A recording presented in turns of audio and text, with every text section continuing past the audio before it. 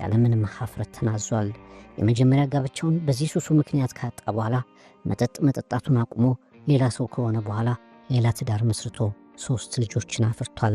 ያለፈውን ታሪኬን ያለምንም ማፈግፈግ የምናገረው ወጣቶች እንዲማሩ ስለምፈልግ ነው የሚለው ቶኒ አዳምስ አንድ ቀን በመወደው ክለብ አርሰናል ቦታ ይኖረኛል ሲል መጽሐፉ ላይ ይናገራል።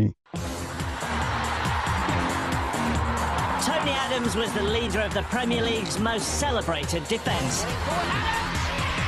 Cajoling, inspiring and leading by example.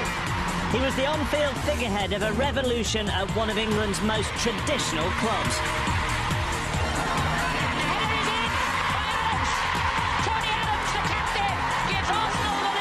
Tony Adams is a legend of the Barclays Premier League. Euro 96 እንግሊዝ ወርቃማ ድሏን ያመከነችበት ሻምፒዮና መሆኑን የ2001-2002 የአርሰናል ሁለትዮሽ ዋንጫ የማይዘነጋው ታሪካዊ ዋንጫ መሆኑንም ይጠቁማል።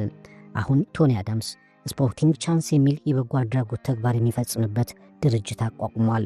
አልኮል ከህይወት መስመር ያወጣቸው ሱሰኞችን የሚያግዝበት ድርጅት ነው። ከ4 በላይ ወሳኝ ዋንጫዎችን ከመድፈኞቹ ጋር ስሟል።